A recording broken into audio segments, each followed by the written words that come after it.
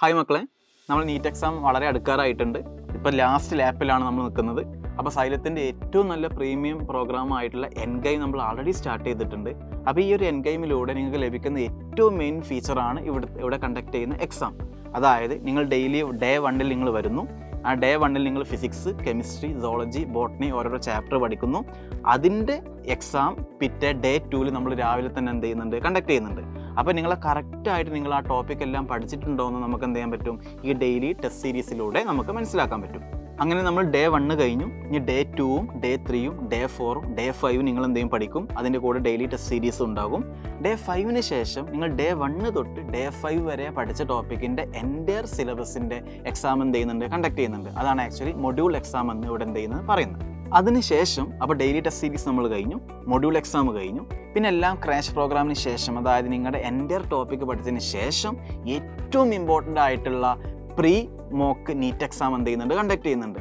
ആ pre mock NEET എക്സാമിലുള്ള നമുക്ക് കിട്ടുന്ന മാർക്ക് തന്നെ ആയിരിക്കും നമുക്ക് ഏകദേശം നമ്മൾ നീറ്റ് എക്സാമിന് എന്ത് ചെയ്യാൻ പറ്റുക, സ്കോർ ചെയ്യാൻ പറ്റുക.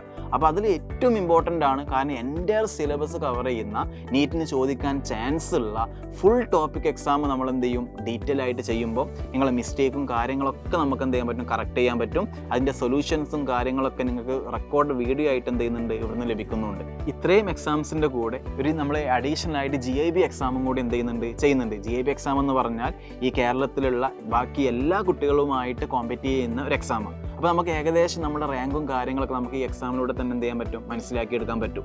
അപ്പോൾ ഇത്രയും സിസ്റ്റത്തിലൂടെ കടന്നു പോകുമ്പോൾ നമ്മൾ മെയിൻ നീറ്റ് എക്സാം നമുക്ക് വളരെ ടെൻഷൻ ഫ്രീ ആയിട്ട് എന്ത് ചെയ്യാൻ പറ്റും, എഴുതാൻ പറ്റും. ഏതൊരു എക്സാമിനും നമുക്ക് ടെൻഷൻ ഫ്രീ ആയിട്ട് എഴുതണം എന്നുണ്ടെങ്കിൽ അതിന് മുന്നോടിയായിട്ട് നിങ്ങൾ കുറേ എക്സാം എഴുതി എന്ത് ചെയ്യണം, പ്രാക്ടീസ് ചെയ്യണം.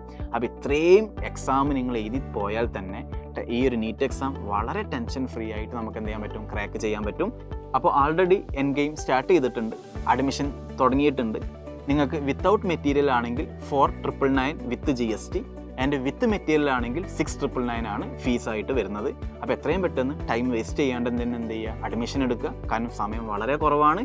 ഇപ്പം തൊട്ട് തുടങ്ങിയാൽ തന്നെ നമുക്ക് വളരെ ദിവസം കുറവാണ്. അതുകൊണ്ട് ലേറ്റ് ആക്കരുത്. മാക്സിമം എന്ത് ചെയ്യുക, പെട്ടെന്ന് അഡ്മിഷൻ എടുത്തിട്ട് നല്ല റാങ്ക് എന്ത് ചെയ്യുക, ഉറപ്പ് വരുത്തുക. All the best.